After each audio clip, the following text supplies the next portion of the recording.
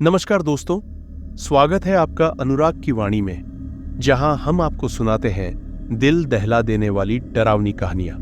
यहां आपको मिलेंगी वे कहानियां जो आपके रोंगटे खड़े कर देंगी और आपको नींद नहीं आने देंगी। हर कहानी के पीछे छुपा है एक रहस्य जो आपको सोचने पर मजबूर कर देगा। तो बंद कर लीजिए अपने कमरे की लाइट्स और तैयार हो जाइए एक अनजानी और भयानक दुनिया में कदम रखने के लिए। चलिए शुरू करते हैं आज की कहानी। मेरा नाम आदित्य है और हाल ही में मुझे लखनऊ में एक सरकारी नौकरी मिली थी। ये मेरे लिए एक बड़ा अवसर था, खासकर इसलिए क्योंकि मुझे लखनऊ जैसी ऐतिहासिक और सांस्कृतिक नगरी में रहने का मौका मिल रहा था। मेरे लिए यह नई शुरुआत थी, हालांकि मुझे पता नहीं था कि यह नौकरी मुझे कहां ले जाने वाली है।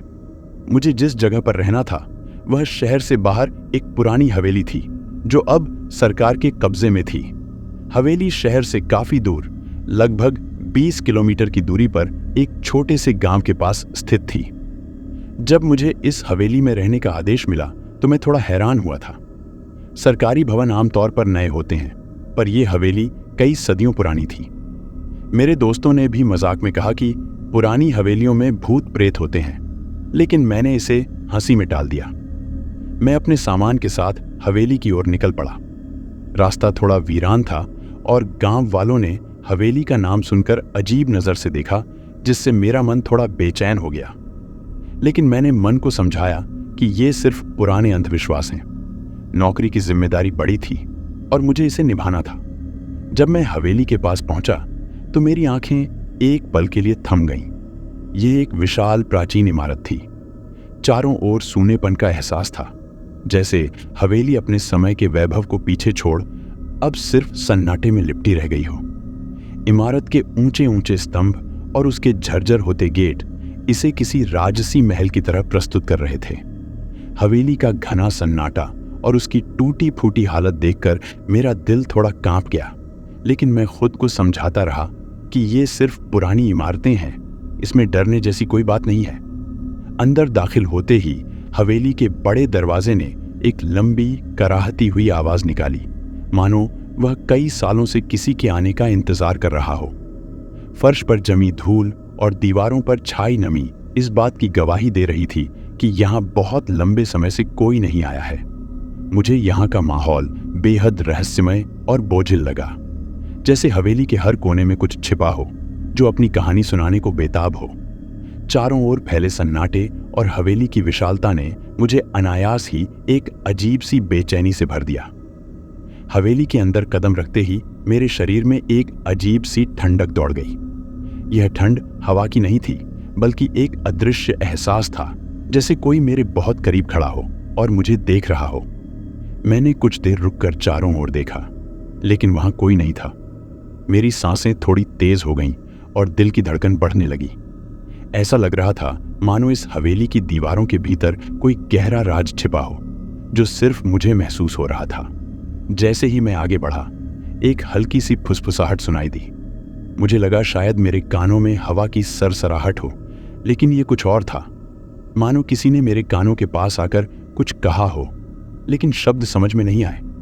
मैं ठिठक कर रुक गया और ध्यान से सुनने की कोशिश की, पर फिर वही गहरा सन्नाटा।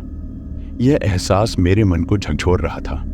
मैं ये सोचने लगा कि क्या यह मेरा भ्रम था या फिर सचमुच कुछ था जो मुझे महसूस हो रहा था। मैंने खुद को संयमित किया और आगे बढ़ने का निर्णय लिया, पर हवेली की दीवारों के पीछे छिपे अजीब संकेत मुझे बेचैन करते रहे। हवेली के मुख्य हॉल में पहुंचते ही मेरी नजर एक बड़ी सी चित्रकारी पर गई, जो कमरे की दीवार पर लटकी हुई थी। वह एक बेहद खूबसूरत यक्षिणी की तस्वीर थी। उसके चेहरे पर एक अजीब सी मोहक मुस्कान थी और उसकी आंखें मानो मुझे सीधे देख रही हों। उसके काले घने बाल, सुंदर आभूषण और लाल साड़ी उसकी सुंदरता को और भी प्रभावशाली बना रहे थे। मुझे उस तस्वीर से नजरें हटाना मुश्किल हो रहा था। उसकी आंखों में कुछ ऐसा था जो मुझे सम्मोहित कर रहा था। ऐसा लगा जैसे वह तस्वीर केवल एक चित्र नहीं थी, बल्कि उसमें कुछ जीवंत था। उसकी आंखों की चमक और उसकी मुस्कान के पीछे कोई गहरी बात छिपी हुई महसूस हो रही थी। मैंने तस्वीर के नीचे लिखा, नाम पढ़ा, रति। यह नाम सुनते ही मेरे मन में एक हलचल सी मच गई। यक्षिणी का नाम रति होना अपने आप में कुछ खास था। मैं धीरे धीरे उस तस्वीर के पास गया और उसकी ओर एक तक देखने लगा। मेरे मन में सवाल उठ रहे थे कि यह तस्वीर यहाँ क्यों है और रति कौन थी। हवेली की रहस्यमयी तस्वीरों और माहौल ने मुझे अंदर तक हिला दिया था। मैंने चौकीदार से हवेली के बारे में पूछा। वह एक बुजुर्ग व्यक्ति था जिसने कई सालों से यहाँ चौकीदारी की थी। उसने मुझे बताया कि यह हवेली एक समय जमींदार की थी जो बहुत समृद्ध हुआ करते थे, पर एक भयानक हादसे के बाद यह हवेली वीरान हो गई। हवेली के कई मालिक आए और गए, लेकिन कोई भी यहाँ ज्यादा दिन नहीं टिक पाया। उसने बताया कि हवेली के बारे में गांव में बहुत सी कहानियां प्रचलित हैं। लोग कहते हैं कि यहाँ आत्माओं का वास है, खासकर यक्षिणियों का। यह हवेली कभी खुशहाल थी, चौकीदार ने कहा, पर अब यह अपने अंदर सिर्फ अंधकार और रहस्य समेटे हुए है। उसकी बातें सुनकर मेरे रोंगटे खड़े हो गए। हवेली की खाली दीवारें और अजीब संकेत अब मुझे पहले से ज्यादा भयावह लगने लगे थे। पहले दिन की थकान के बाद मैं हवेली में अपने कमरे में आराम करने चला गया। हवेली की हवा और उसका माहौल पहले से ही अजीब था, लेकिन मैंने इसे नजरअंदाज करने की कोशिश की। बिस्तर पर लेटते ही मुझे नींद आ गई। रात के बीच में अचानक मुझे एक अजीब सा सपना आया। मैं खुद को एक घने जंगल के बीचों बीच खड़ा पाया। चारों तरफ पेड़ों के झुरमुट थे और हल्की हल्की धुंध फैल रही थी। वातावरण में अजीब सा सन्नाटा था। तभी मैंने देखा कि जंगल के एक कोने में वही यक्षिणी रति खड़ी थी। उसने वही लाल साड़ी पहनी हुई थी जो तस्वीर में थी। उसकी आंखें मुझ पर टिकी थीं और उसकी मुस्कान में एक अजीब सा आकर्षण था। वह मुझे बुला रही थी। उसके होंठ हिले, लेकिन कोई आवाज नहीं आई। उसकी मुस्कुराहट में ऐसा सम्मोहन था कि मेरे कदम खुद ब खुद उसकी ओर बढ़ने लगे। मैं उसके पास पहुंचने ही वाला था कि अचानक सब कुछ धुंधला हो गया। जैसे ही मैं उसके पास पहुंचा, उसकी आंखों में कुछ अजीब सा बदलाव आया और तभी मेरी आंख खुल गई। मुझे एहसास हुआ कि यह सिर्फ एक सपना था, लेकिन उस सपने की सजीवता ने मुझे बेचैन कर दिया। ऐसा लगा मानो वह सपना नहीं, हकीकत हो। अगले दिन की सुबह मैंने रात की घटनाओं को भुलाने की कोशिश की और अपना काम शुरू किया, लेकिन मन में कहीं वह सपना बार बार घूम रहा था। काम के दौरान भी मुझे अजीब सा एहसास हो रहा था, जैसे कोई मुझे देख रहा हो। कई बार मुझे लगा कि मेरी नजर के कोने में कुछ हिल रहा है, लेकिन जब भी मैंने ध्यान से देखा, वहां कुछ भी नहीं था। मैं इसे अपनी कल्पना मानकर नजरअंदाज करने लगा। लेकिन जब मैं हवेली के एक कमरे से गुजर रहा था, तभी मुझे हल्की सी साड़ी की सरसराहट सुनाई दी। ये आवाज बहुत धीमी थी, लेकिन बिल्कुल वही थी जैसी सपने में रति के पास से आती थी। मैंने तुरंत मुड़कर देखा, लेकिन वहां कोई नहीं था। यह घटना बार बार दोहराने लगी। कभी मुझे दरवाजे के पास किसी की छाया दिखती और कभी मुझे लगता कि कोई हल्का सा कदम मेरे पीछे से गुजर रहा है। धीरे धीरे मुझे यह एहसास होने लगा कि शायद मैं इस हवेली में अकेला नहीं हूं। कहीं ना कहीं वह यक्षिणी मेरी हर गतिविधि को देख रही थी। उस दिन शाम को जब मैं चौकीदार से मिला तो उसकी आंखों में अजीब सी चिंता दिखी। वह मुझसे बोला, साहब, एक बात कहनी थी। रात के समय हवेली के कुछ हिस्सों में मत जाना। मैंने हैरानी से पूछा, क्यों? ऐसा क्या है वहां? वह कुछ पल के लिए चुप रहा, मानो कुछ छिपाने की कोशिश कर रहा हो। फिर उसने धीरे से कहा, यह हवेली बहुत पुरानी है साहब। यहाँ रात में अजीब चीजें होती हैं। पहले भी लोग आए हैं, लेकिन रात में हवेली के अंदर कुछ हिस्सों में जाने की गलती करने के बाद उनका यहाँ रहना मुश्किल हो गया।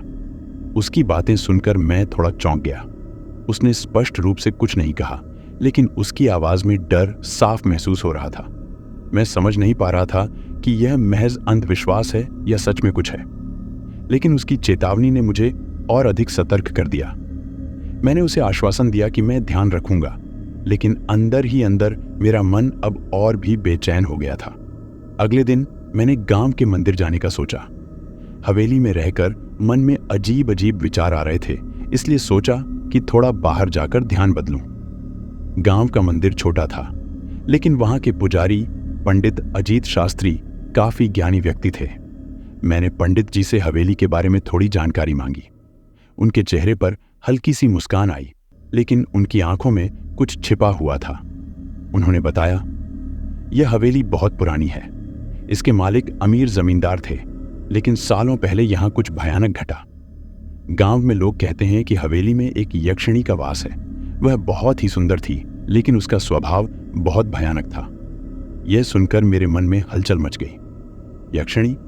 क्या वह रति है? मैंने सीधे पूछा। पंडित जी ने एक लंबी सांस ली और कहा, नाम चाहे कुछ भी हो, पर उसकी आत्मा इस हवेली में बंधी हुई है। उसे छेड़ना बहुत खतरनाक हो सकता है। उनकी बातों ने मुझे और भी संशय में डाल दिया। क्या वह सपना सचमुच कोई संकेत था? और क्या रति वाकई इस हवेली में मौजूद थी? इन सवालों का जवाब मुझे जल्दी चाहिए था। उस रात मैं फिर से उसी कमरे में सोने के लिए गया, लेकिन मन में अब अजीब सा डर बैठा हुआ था। जब मैं सोया तो फिर से वही सपना आया। इस बार सपने में रति पहले से भी ज्यादा स्पष्ट दिखाई दी। वह फिर से उसी लाल साड़ी में थी और उसकी मुस्कान में पहले से ज्यादा आकर्षण था। उसकी आंखों में एक गहरा सम्मोहन था जो मुझे उसकी ओर खींच रहा था। वह मुझे धीरे धीरे बुला रही थी। उसकी आवाज में एक अद्भुत कामुकता थी जिसने मेरे शरीर को जकड़ लिया। मैं उसकी ओर खींचता चला गया और जैसे ही मैं उसके पास पहुंचा, उसने अपनी बाहें फैलाकर मुझे अपने पास बुलाया। उसके होंठ मेरे कानों के पास आकर कुछ कहने वाले थे कि अचानक उसका चेहरा बदल गया। उसकी आंखें लाल हो गईं और उसका चेहरा भयानक रूप ले चुका था। उसकी मुस्कान अब खून से सनी थी। मैंने भयभीत होकर पीछे हटने की कोशिश की, लेकिन वह मेरी ओर बढ़ती जा रही थी। अचानक मेरी नींद खुल गई। मैं बुरी तरह पसीने से लथपथ था और मेरा दिल जोर जोर से धड़क रहा था। सपने का वह भयावह अनुभव अब मेरी हकीकत बनता जा रहा था। हवेली में रहते हुए कई दिन हो चुके थे। हर दिन कुछ न कुछ अजीब घटता जा रहा था। एक दिन मैं हवेली के एक पुराने हिस्से में घूम रहा था, जहां शायद कई सालों से कोई नहीं गया था। वहां की दीवारें धूल और जाले से ढकी हुई थीं। चलते चलते मेरी नजर एक बंद दरवाजे पर पड़ी, जो किसी पुराने कमरे का था। दरवाजे पर जंग लगा ताला लगा हुआ था, लेकिन ताला बहुत कमजोर था। थोड़ी सी कोशिश से ताला टूट गया और दरवाजा चरमराहट के साथ खुला।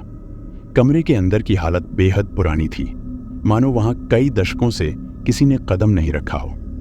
धूल की मोटी परत हर चीज पर छाई हुई थी। कमरे के बीचों बीच एक पुराना संदूक रखा हुआ था। मैंने उत्सुकतावश संदूक खोला तो उसमें कुछ पुराने कपड़े और गहने मिले। ये कपड़े बेहद प्राचीन और खास थे, जैसे किसी राजकुमारी या महल की महिला के रहे हों। गहने भी अनोखे थे, सोने के कड़े, पायल और लाल रंग का एक भारी हार। हर चीज में एक अजीब सा आकर्षण था। इन वस्त्रों को देखकर मुझे रति की तस्वीर की याद आई। कहीं न कहीं इन कपड़ों और गहनों का कनेक्शन उससे जुड़ा हुआ था। मुझे इस बात का एहसास हो रहा था कि यह सिर्फ एक साधारण कमरा नहीं था, बल्कि इसमें रति के अतीत की कोई छिपी हुई कहानी थी। हवेली में हो रही अजीब घटनाओं ने मुझे इस गांव के लोगों से और भी बातें जानने पर मजबूर कर दिया। गांव में एक बुजुर्ग महिला थी जिसका नाम सरोजिनी था। वह काफी उम्र दराज थी और गांव में पुराने समय की घटनाओं की गवाह मानी जाती थी। मैंने उनसे मिलने का फैसला किया। वह एक छोटी सी झोपड़ी में रहती थी और जब मैंने हवेली का जिक्र किया तो उनके चेहरे पर एक गंभीरता आ गई। सरोजिनी ने धीरे धीरे कहना शुरू किया, हवेली बहुत पुरानी है और उसकी आत्मा भी। रति उस हवेली की आत्मा थी। वह जमींदार की बहुत प्यारी थी, लेकिन उसे बड़ा धोखा मिला। उसकी आत्मा अब वहां भटक रही है। मैंने हैरान होकर पूछा, कौन था वह जिसने धोखा दिया? सरोजिनी ने मेरी बात को अनसुना करते हुए कहा, रति का दर्द उसकी आत्मा को चैन नहीं लेने देता। वह हमेशा उस व्यक्ति की तलाश में रहती है जिसने उसे धोखा दिया। उन्होंने मुझसे सिंदूर का जिक्र किया, जो इस रहस्य को खोलने की चाबी हो सकता था, लेकिन उन्होंने इसके बारे में ज्यादा कुछ नहीं बताया। उनकी बातों से मेरा मन और उलझ गया। यह सिंदूर क्या था और इसका रति से क्या संबंध था? सरोजिनी ने मुझे कई सवालों के जवाब दिए, लेकिन कई बातें अभी भी छिपी रह गईं। अब तो दिन में भी मुझे रति की उपस्थिति महसूस होने लगी थी।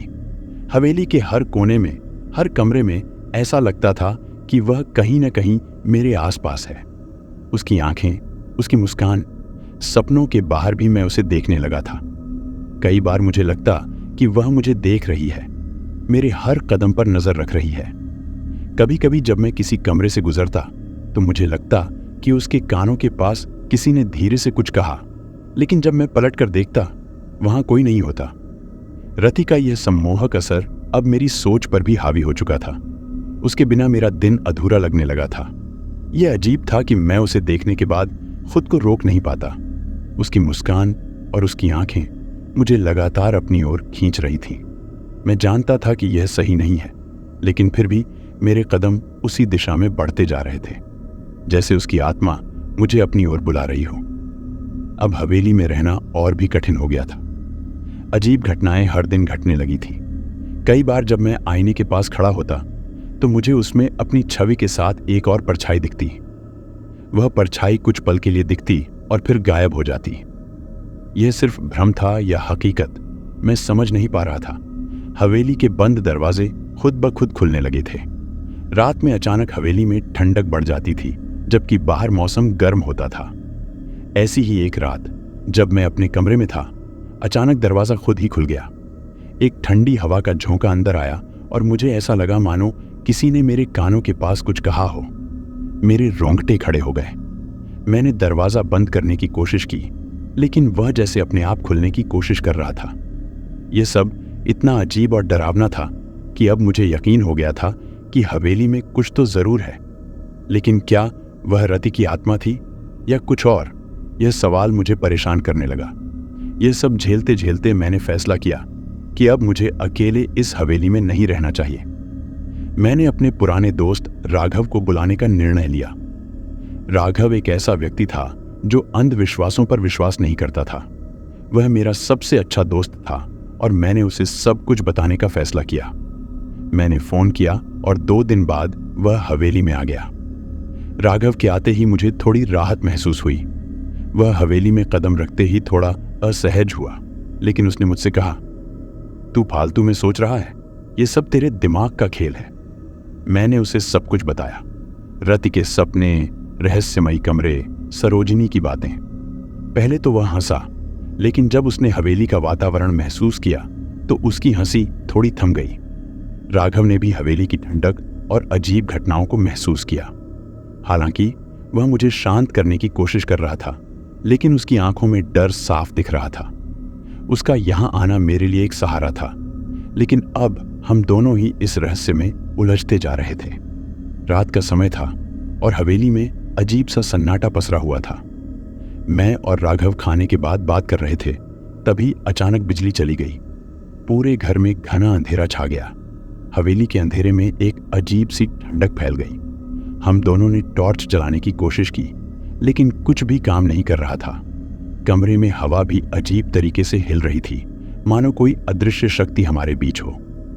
अचानक मुझे कमरे के कोने से एक हल्की रोशनी दिखाई दी। मैंने ध्यान से देखा तो पाया कि वह वही रति थी। वह मेरे सामने धीरे धीरे प्रकट हो रही थी। उसका शरीर धुंधला और पारदर्शी था, लेकिन उसकी सुंदरता अविश्वसनीय थी। उसकी आंखों में वही आकर्षण और सम्मोहक मुस्कान थी जो मैंने पहले सपनों में देखी थी। वह बिना कुछ बोले मेरी तरफ बढ़ रही थी, मानो वह हवाओं में तैर रही हो। मैं हिलने डुलने में असमर्थ था। उसकी उपस्थिति ने मेरे शरीर को जकड़ लिया था। राघव ने मुझे पुकारा, लेकिन मैं उसकी आवाज को अनसुना कर रहा था। रति अब पूरी तरह से मेरे सामने थी और उसके चेहरे पर एक अजीब सा सुकून था जो मेरे दिल की धड़कन को तेज कर रहा था। वह मुझे अपने पास बुला रही थी और मैं उसकी ओर खींचता जा रहा था। रति को सामने देख मेरे दिल में 2 विपरीत भावनाएं उभरने लगी, आकर्षण और भय। उसकी सुंदरता और उसकी उपस्थिति ने मुझे अपनी ओर पूरी तरह से खींच लिया था। मैं उसकी आंखों में देख रहा था और ऐसा लग रहा था जैसे मैं उसमें खो गया हूं। उसकी मुस्कान इतनी अद्भुत थी कि मैं खुद को रोक नहीं पा रहा था। मेरा हर कदम उसकी ओर बढ़ रहा था, मानो मेरी आत्मा उसकी ओर खींची चली जा रही हो। लेकिन इसी आकर्षण के साथ एक गहरा भय भी था। उसके शरीर की पारदर्शिता, उसकी आंखों की गहराई, ये सब मेरे मन में एक अनजाना डर पैदा कर रहा था। मैं जानता था कि वह सिर्फ एक आत्मा है, लेकिन फिर भी उसकी ताकत मेरे मन को पूरी तरह से नियंत्रित कर रही थी। उसके पास जाते ही मुझे ऐसा महसूस हुआ कि वह मुझसे कुछ कहना चाह रही है, कुछ बताना चाह रही है। उसकी आंखों में एक अजीब सा दर्द और चाहत छिपी हुई थी। मैंने उसके होंठों से शब्द निकलते देखे, लेकिन उसकी आवाज बहुत धीमी थी। उसने मुझे संकेत दिए कि वह मुझसे कुछ चाहती है। मेरे अंदर एक डरावना सन्नाटा था, लेकिन फिर भी मैं उसे अनसुना नहीं कर पा रहा था। रति ने धीरे से अपने हाथ उठाए और मेरे चेहरे के पास ले आई। उसकी उंगलियां मेरे माथे के पास आकर थम गईं और उसकी आंखों में अजीब सी चमक थी। उसने मेरे कानों के पास जाकर फुसफुसाते हुए कहा, अगर तुम मुझे सिंदूर चढ़ाओगे तो मैं हमेशा के लिए तुम्हारी हो जाऊंगी। उसकी आवाज में ऐसा कुछ था जो मेरे भीतर गूंजने लगा। उसकी बातों में एक अजीब सम्मोहन था। मैं उसकी इस मांग से उलझन में पड़ गया। सिंदूर? क्यों? और वह हमेशा के लिए मेरी हो जाएगी? उसके शब्दों ने मेरे मन को और गहरे संशय में डाल दिया। क्या यह सच में संभव था, या वह मुझसे कुछ और चाह रही थी? उसकी आंखों में वही पुरानी चाहत और पीड़ा थी जो मुझे हर बार महसूस होती थी। मैं उसकी बातों को समझने की कोशिश कर रहा था, लेकिन उसके कहे शब्द मेरे दिमाग में गूंजते रहे। मेरे मन में यह सवाल उठा कि अगर मैंने उसे सिंदूर चढ़ा दिया तो क्या सच में वह मेरी हो जाएगी, या यह सिर्फ एक और जाल था? इस सवाल का जवाब मुझे नहीं पता था, लेकिन रति के सामने खड़े होकर मैं उसकी मांग को नकार भी नहीं पा रहा था। रति ने मेरे सवालों का जवाब देने की कोशिश की। उसने अपनी कहानी बताना शुरू किया और मैं उसकी आंखों में डूबता चला गया। वह यक्षिणी थी जिसे कई सालों पहले एक जमींदार ने प्रेम में धोखा दिया था। उस जमींदार ने उसके साथ वादा किया था कि वह उसे अपनाएगा, लेकिन बाद में उसने किसी और से विवाह कर लिया। उस वादा खिलाफी से रति की आत्मा इस हवेली में फंस गई थी। उसकी आंखों में दर्द था जब उसने बताया कि उसकी आत्मा को शांति नहीं मिली। वह हमेशा उस इंसान को ढूंढ रही थी जिसने उसे धोखा दिया था, लेकिन उसकी तलाश कभी पूरी नहीं हुई।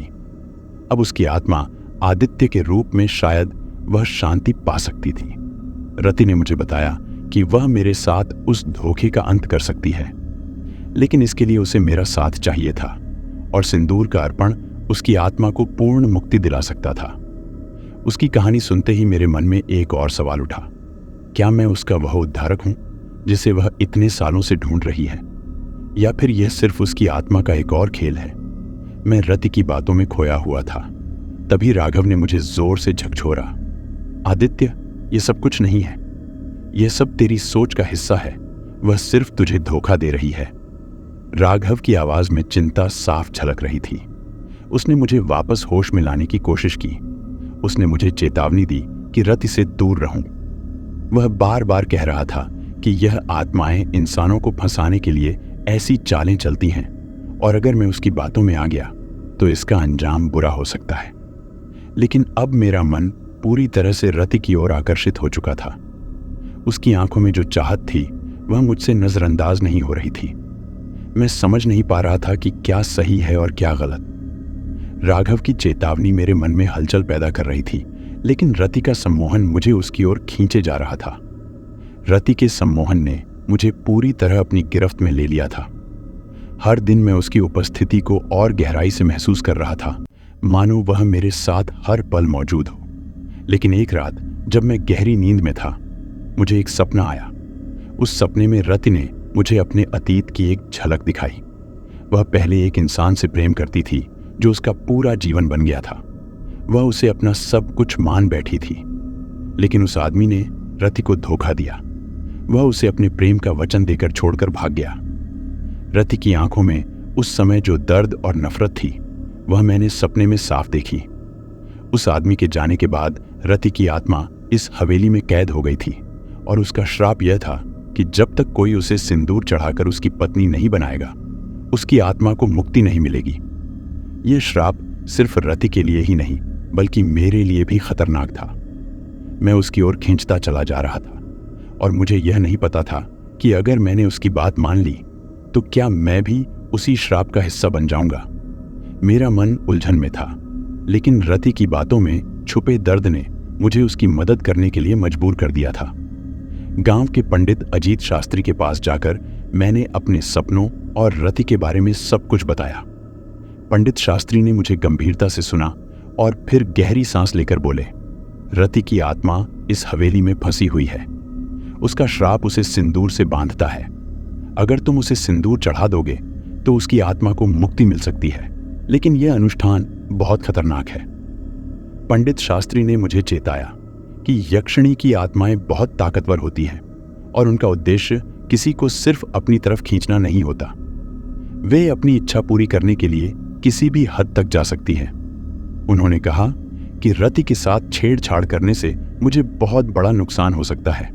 उन्होंने यह भी बताया कि एक बार अगर मैंने रति को सिंदूर चढ़ाया तो उसकी आत्मा पूरी तरह मुझसे बंध जाएगी और वह मुझे कभी नहीं छोड़ेगी। पंडित की यह बातें सुनकर मैं अंदर से हिल गया था। क्या मैं सच में रति की मदद कर रहा था या खुद को उसके जाल में फंसा रहा था? लेकिन अब मैं उसके प्रभाव से निकलने की स्थिति में नहीं था। हर बार जब मैं रति के बारे में सोचता, मेरे दिल में उसकी छवि उभरती और मैं उसकी ओर खींचने लगता। रति के प्रभाव में अब मेरे सपने और यथार्थ का भेद मिटने लगा था। मुझे खुद पर नियंत्रण नहीं रह गया था। हर रात मैं सपने में रति को देखता और वह मुझे अपने पास बुलाती। उसकी आंखों में इतनी गहरी चाहत थी कि मैं उसके सामने बेबस महसूस करने लगा। सपनों में ही नहीं, अब मैं दिन के समय भी उसकी उपस्थिति को महसूस करने लगा था। मेरी आंखों के सामने उसकी छवि बार बार उभरने लगी थी। कभी कभी जब मैं हवेली के किसी कमरे में होता तो मुझे उसकी छाया दिखाई देती। उसकी हंसी, उसकी आवाज, सब कुछ मेरे चारों तरफ था। इस पूरे संघर्ष में मेरा अपना अस्तित्व धीरे धीरे खोता जा रहा था। मेरा शरीर अब मेरे वश में नहीं था। मेरा मन लगातार रति की ओर खींचता जा रहा था और मुझे उसकी ओर जाने की अनजानी भूख महसूस हो रही थी। मैं अब खुद से ही लड़ाई कर रहा था।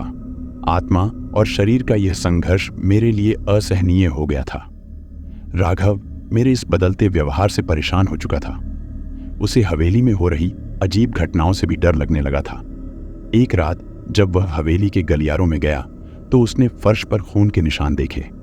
रात के सन्नाटे में हवेली के कमरों से चीखें सुनाई देने लगी। बंद दरवाजे अचानक अपने आप खुलने और बंद होने लगे। राघव को अब यकीन हो चुका था कि हवेली में कुछ भयानक हो रहा है। राघव ने मुझसे आखिरी बार कहा, आदित्य, तुझे यहां से तुरंत चले जाना चाहिए। ये जगह तुझे खत्म कर देगी। रति की आत्मा तेरे पीछे पड़ी है और अगर तू उसकी बातों में आ गया तो यह तेरा अंत होगा। उसकी आवाज में गंभीरता थी, लेकिन मैं उसकी बातों को सुन नहीं पा रहा था। मेरे लिए अब रति से दूर होना संभव नहीं था। राघव की चेतावनी मुझे किसी खतरे की ओर इशारा कर रही थी, लेकिन मैं उसकी बातों को नजरअंदाज कर रहा था। मेरा दिल और दिमाग दोनों रति के प्रभाव में थे। पंडित शास्त्री और गांव की सरोजनी ने मिलकर मुझे रति की पूरी सच्चाई बताई। रति सिर्फ एक सुंदर यक्षिणी नहीं थी, उसके अंदर एक भयानक आत्मा बसी हुई थी जो हवेली के हर कोने में छिपी हुई थी। हवेली की दीवारों में, दरवाजों में, हर जगह उसकी उपस्थिति थी। उन्होंने बताया कि सिंदूर रति की आत्मा का प्रतीक था और अगर मैंने उसे सिंदूर चढ़ाया तो वह मेरी हो जाएगी। लेकिन इसका अंजाम यह होगा कि मेरी आत्मा भी उसकी आत्मा के साथ बंध जाएगी। इसका मतलब यह था कि मैं उसकी कैद में फंस जाऊंगा और मेरी मौत भी उसकी वजह से हो सकती है। सरोजिनी ने मुझसे कहा, रति को सिंदूर चढ़ाना मत, वरना तुम भी उसकी तरह श्रापित हो जाओगे। उसकी आत्मा तुझे कभी नहीं छोड़ेगी। मैं अब एक बड़े द्वंद्व में था। रति की मदद करना मेरे लिए सही था या यह मेरा सबसे बड़ा निर्णय बन सकता था। पंडित शास्त्री और सरोजिनी के साथ मैं अनुष्ठान की तैयारी में लग गया। अनुष्ठान के लिए सिंदूर, दीपक, फूल और कुछ विशेष जड़ी बूटियां चाहिए थी। मैंने गांव के बाजार से यह सब सामान इकट्ठा किया। जैसे जैसे मैं हवेली की ओर लौटा, रति की उपस्थिति और भी प्रबल हो गई। उसकी छाया अब हवेली के हर कोने में महसूस हो रही थी। हवेली में कदम रखते ही हवा में एक अजीब सी घुटन महसूस होने लगी। दीवारों पर लगी रति की तस्वीरें अब भी मुझे घूर रही थीं। उसकी आंखों में एक अजीब सी चमक थी, मानो वह मुझसे कह रही हो कि वह सब कुछ देख रही है, सब कुछ महसूस कर रही है। पंडित शास्त्री ने मुझसे कहा था कि यह अनुष्ठान आसान नहीं होगा। हर कदम पर हमें रति की शक्तियों का सामना करना पड़ेगा।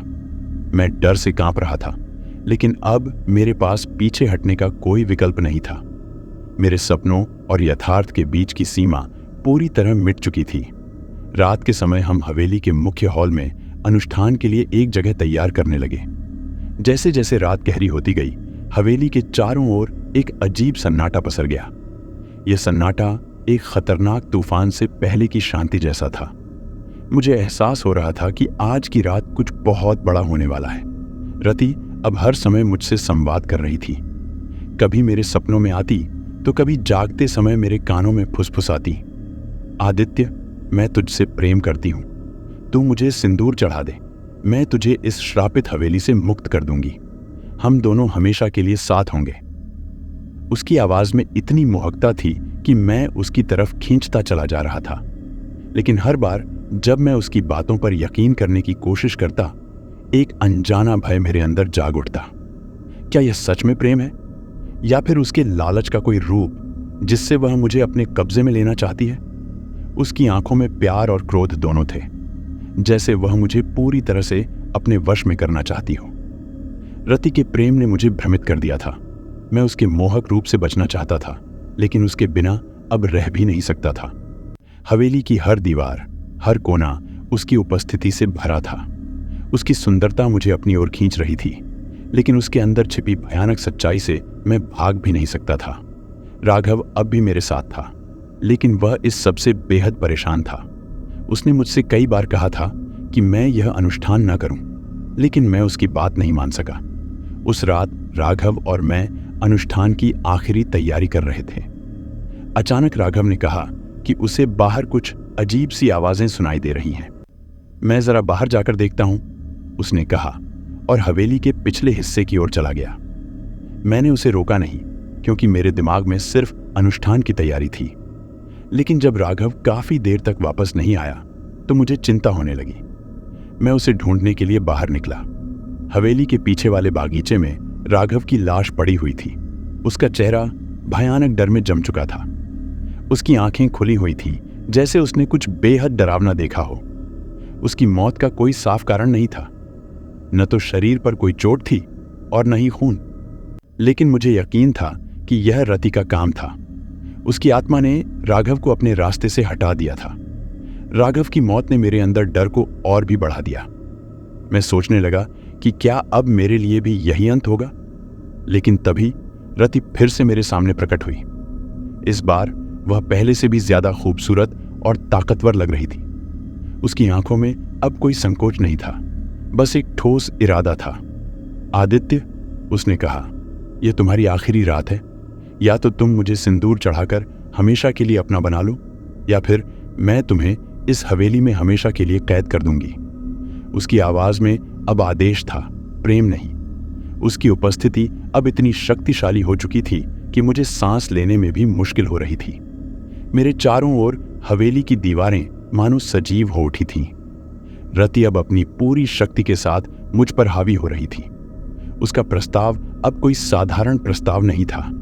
यह मेरे जीवन और मौत के बीच का फैसला था। रति के इस अंतिम प्रस्ताव ने मुझे पूरी तरह से उलझन में डाल दिया। मैं एक भयंकर मानसिक संघर्ष में फंसा हुआ था। क्या मुझे रति को सिंदूर चढ़ाकर उसकी आत्मा को मुक्त करना चाहिए, या फिर खुद को बचाने के लिए उसे ठुकरा देना चाहिए?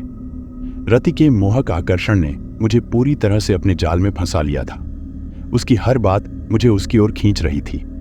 लेकिन राघव की मृत्यु, पंडित शास्त्री की चेतावनी और सरोजिनी की बातों ने मुझे उसके असली उद्देश्य पर शक करने के लिए मजबूर कर दिया था।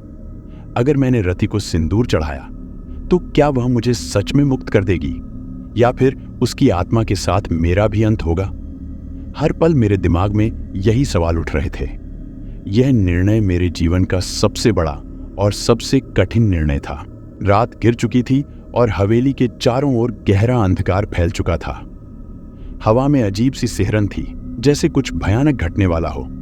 मैं हवेली के अंदर था, पूरी तरह से अकेला महसूस कर रहा था, लेकिन मुझे यह एहसास भी हो रहा था कि मैं अकेला नहीं हूं। रति की उपस्थिति अब इतनी प्रबल हो चुकी थी कि उसके होने का एहसास हर जगह था।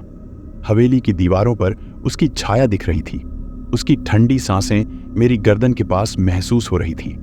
हर कदम उठाने से पहले मैं एक बार रुकता, अपने चारों ओर देखता। मुझे ऐसा लग रहा था जैसे वह मुझे देख रही हो, मेरे हर कदम पर निगाह रख रही हो। मैंने अपनी आंखें बंद की, लेकिन उसकी आंखें मेरे मन में हर पल जीवित थीं। उसके लहराते हुए बाल, उसकी लाल आंखें और वह मोहक मुस्कान सब मेरे दिमाग में छाए हुए थे। मुझे अब एहसास हो रहा था कि यह रात शायद मेरी जिंदगी की सबसे खतरनाक रात होने वाली है। आखिरकार मैंने पंडित शास्त्री और सरोजिनी के साथ अनुष्ठान की तैयारी शुरू की। हवेली के बीचों बीच एक विशेष कमरा था जो रति के लिए बनाया गया था। उसी कमरे में अनुष्ठान होना था। कमरे में चारों ओर बड़ी बड़ी यक्षिणियों की मूर्तियां खड़ी थीं और उनके बीच एक खास स्थान पर रति की मूर्ति रखी हुई थी।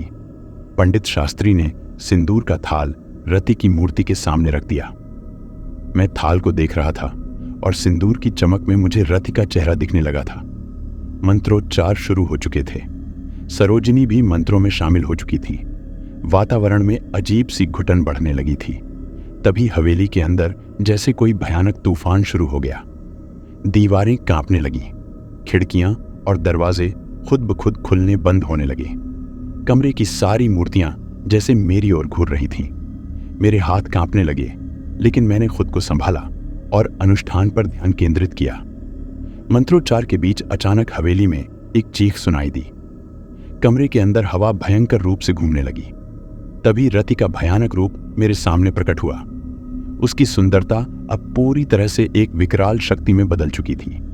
उसकी आंखें लाल हो चुकी थीं और उसका चेहरा विकृत था। उसके लंबे बाल हवा में लहराने लगे थे और उसकी उपस्थिति से मुझे लगा कि मेरी सांसें अटक जाएंगी। वह मेरे पास आई, इतनी करीब कि मैं उसकी ठंडी सांसें अपनी त्वचा पर महसूस कर सकता था। उसकी आंखों में अब प्रेम नहीं, बल्कि एक अजीब सी घृणा और लालसा दिख रही थी। मुझे सिंदूर चढ़ाओ आदित्य, अब और इंतजार नहीं कर सकती। उसकी आवाज अब एक चेतावनी और धमकी जैसी लग रही थी। उसकी भाषा में मोहकता गायब हो चुकी थी और अब उसमें सिर्फ ताकत और क्रोध था। रति के इस आदेश ने मेरे दिमाग को पूरी तरह से जकड़ लिया था। मेरे पास अब कुछ ही पल बचे थे। मैं अपने जीवन और रति के साथ के बीच उलझा हुआ था। मेरे सामने दो विकल्प थे, या तो मैं उसे सिंदूर चढ़ाकर उसे हमेशा के लिए अपना बना लूं, या फिर अपनी जान बचाने के लिए उसे ठुकरा दूं। मेरे हाथ सिंदूर के थाल तक पहुंच चुके थे। उसके लाल रंग ने मुझे उसकी ओर और खींच लिया था। लेकिन तभी राघव की मौत, पंडित शास्त्री की चेतावनियां और हवेली में होने वाली सारी घटनाएं मेरे दिमाग में घूमने लगी। अगर मैंने सिंदूर चढ़ाया तो मैं रति का हो जाऊंगा, लेकिन शायद यह मेरी आखिरी सांस भी हो सकती है। मैंने अपने अंदर की सारी शक्ति बटोरी और सिंदूर चढ़ाने से मना कर दिया। नहीं रति, मैं यह नहीं कर सकता, मैंने कड़े शब्दों में कहा। मेरे शब्दों ने जैसे हवेली के हर कोने में गूंज पैदा कर दी। जैसे ही मैंने सिंदूर चढ़ाने से मना किया, हवेली में एक भयानक चीख गूंज उठी। रति की आत्मा हवेली के अंदर भयानक रूप से तड़पने लगी। उसकी पूरी आकृति अब विकृत हो चुकी थी और वह दर्द और क्रोध से चीख रही थी। हवेली के हर कोने में उसकी चीखें सुनाई दे रही थीं। वह धीरे धीरे हवेली की दीवारों के अंदर समाने लगी। उसकी छाया एक सर्पिलाकार धुएं में बदल गई और हवेली के हर कोने में फैलने लगी। उसकी चीखें तेज हो रही थीं और मुझे लगा कि अब सब कुछ खत्म होने वाला है। हवेली की दीवारें टूटने लगीं, दरवाजे उखड़ने लगे। आखिरकार एक आखिरी चीख के साथ रति की आत्मा हवेली से बाहर निकल गई। सब कुछ थम गया। हवेली अब खंडहर जैसी लग रही थी और चारों ओर सन्नाटा छा गया। मैंने एक भारी सांस ली। रति की आत्मा मुक्त हो चुकी थी, लेकिन उसके साथ हवेली का भी अंत हो चुका था। यह अनुभव मेरे जीवन को हमेशा के लिए बदल देने वाला था।